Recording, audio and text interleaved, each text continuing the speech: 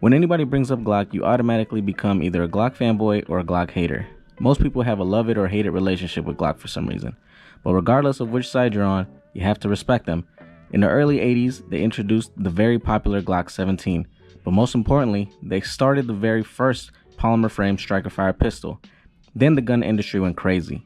So many companies saw the success and replicated their own version of a polymer framed striker fired handgun. Now fast forward to 2025 and the gun markets are flooded with them in all sizes and calibers. But does it still make sense to own a Glock in 2025? If you're new to the gun world, Glock is known to be the most reliable gun brand in the game. Think of it like a Toyota Camry. Basic but functional. We now have an overwhelming amount of guns that have upped their game in every aspect of the word, and Glock has failed to be innovative or to even bother keeping up with the trends. Needless to say, let's get into why I think a Glock still makes sense in 2025. Reason number one is going to be OEM and aftermarket support on all Glocks. Now, this includes in-store purchases as well as online purchases. You're always going to find accessories and parts for Glocks in all types of models for all types of generations. I mean, it is unbelievable. No matter what website you visit, there's going to be a specific page with tons of information and products on only Glocks. Now, the aftermarket support is flooded, which is awesome because it helps you customize your Glocks and make them look like whatever you want them to look like, whether it's grips, mag plates, triggers, optics, iron sights, slides, frames, stipplings. I mean, you name it, they got it. You can even switch out your pins, that kind of hold your guns together. You can switch out your manual controls. You can do so many customizable things, and the parts are always available. So you don't have to wait weeks, months, turnaround times are quick. All of that stuff is available to you, and it's ready for you to just jump on. Now, something that also plays in hand with this is going to be holster availability. And this is pretty nice because a lot of companies out there are having a hard time keeping up with all these new gun releases. But it seems like because Glocks are so similar, it's so easy to fabricate a holster for any new generation that's come out, because the upgrades that they have done from generation to generation are very subtle. Now, also on top of that, for example, like this Glock 26, there's other Glock models that are the same size and dimensions and this that will also fit into Glock 26 holsters without them being Glock 26s. Just like this 43X I got right here, this will fit into a Glock 48 holster. This Glock 20, as big and chunky as it is, it'll fit into, I believe, the same size. It's the same size as a Glock 26. Y'all correct me if I'm wrong in the comments, but it'll fit in other holsters as well. This Glock 19 will also fit into Glock 17, Glock 45 holsters. I think Glock, 23 or 22, one of them. It'll also fit in those holsters. So just the fact that if you have a holster and you have, let's say, a 19, but then, oh man, the 45 came out, I want to sell my 19 and get the 45. Well, good for you, because you don't have to go out and invest in a whole nother holster for that specific model. It'll work with that one that you had before, right?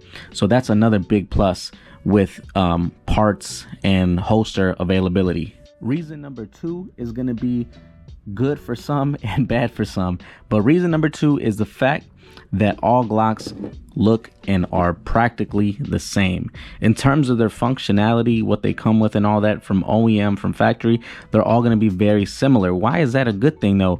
I say that's a good thing because no matter what Glock you pick up, you're going to have a familiar grip angle, a familiar grip texture, a familiar trigger, sights. I mean, all of that, the function on it, the ergonomics on them, they're all the same. So no matter if you pick up the 43X, the 26, the 20, or the 19, when you grab that gun, you aim and shoot, it's going to feel very familiar in your hands because the ergonomics on all Glocks are the same. The sights are all the same. The trigger feel is the same throughout all Glocks.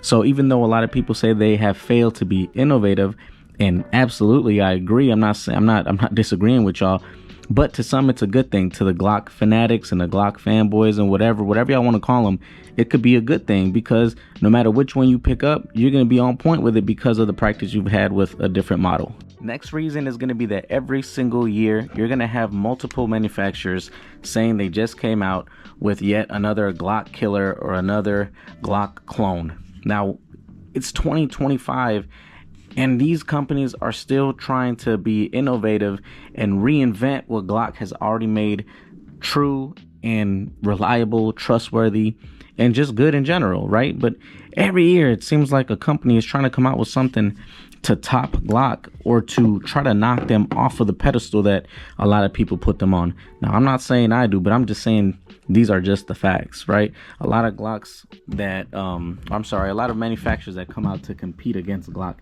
A lot of companies that come out and say, this is the new Glock killer. A lot of companies that come out and put out these new guns that are the upgraded this or the upgraded that version of Glock. But the truth is that no matter what clone has come out, none of them have been able to have been proven more reliable than the Glocks that they based their gun on.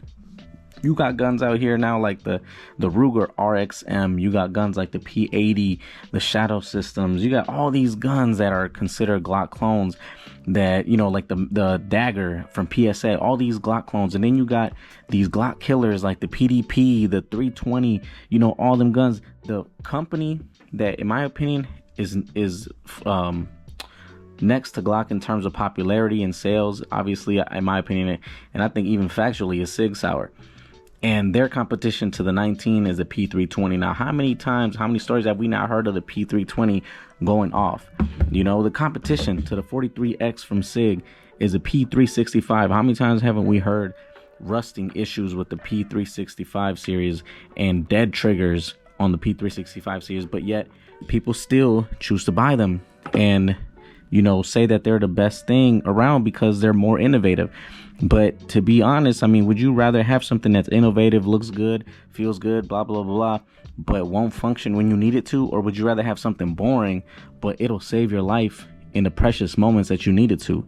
That's what it comes down to. That's what self-defense is about. It's about being effective with the tools that you got.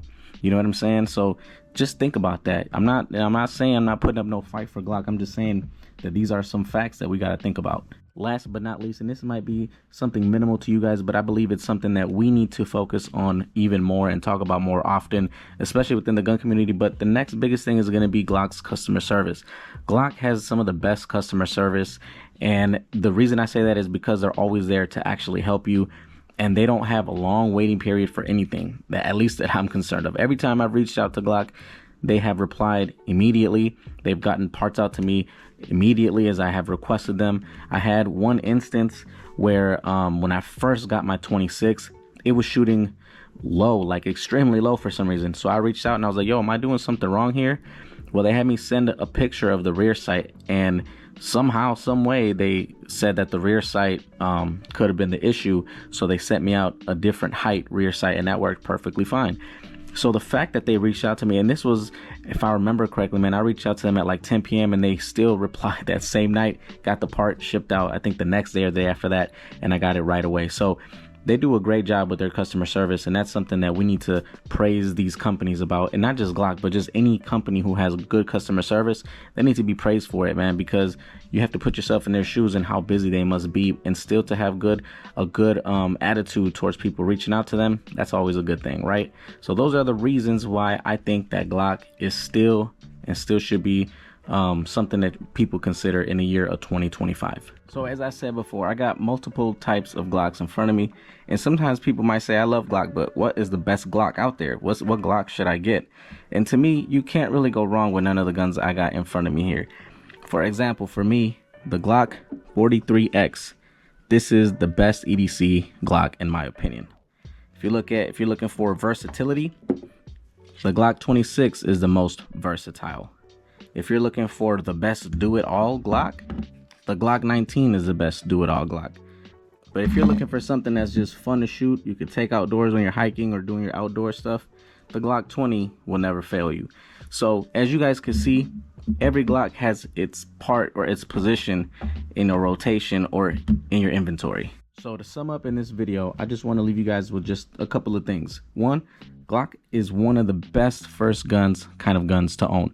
If somebody was to say, what should my first gun be? I'm always going to direct y'all to Glock. I'm sorry. And not because I'm a Glock fanboy, but just because if you're going to have one gun, let it be a reliable gun or the most reliable gun, right? That's a basic answer. Another thing is Glock is the most popular gun in America, and almost every gun owner, every gun tuber, everybody who's into guns has a Glock, and that says a lot, right? Now, another thing is that a lot of guns are going to be better. There's no questions about it. Guns that are coming out nowadays are much better than Glock in terms of just the ergonomics, the features, the feels, everything. You know, you take a look at the new Echelon that just came out. You look at the grips, you look at the manual controls, you look at the deep serrations on the slide, you look at the nice flat face trigger, you look at the light rail.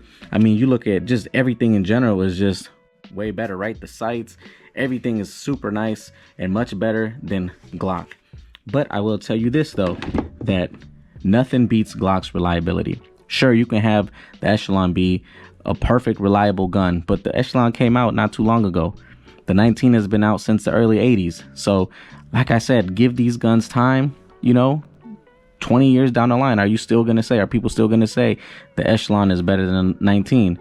Was it more reliable than the 19? You know what I mean? So, again, there are guns that are extremely reliable and just as reliable as Glock and better in terms of functionality. But you can never go wrong with a Glock. And that's my point. I'm not saying they're better because I know there's better guns out there. But they're still relatable and they're still good guns. That's my point. That's the whole point of this video, is they're still good guns. They're still considered good weapons. Regardless of whether you hate them or love them, you have to admit they do what they're meant to do. All right. So y'all let me know in the comments what you guys think of Glock in general. And if you're not a fan of Glock, let me know what guns you guys like or what you guys put above Glock, because it's always nice to see and get different ideas for different guns that, you know, I want to look into and get. So yeah, man, y'all do that in the comments. Hit the like button, subscribe to the channel if you haven't already, and if you have, you know I appreciate you guys. But as always, God bless you guys, and I hope y'all have a blessed week. Thank you, and I'll see y'all on the next video.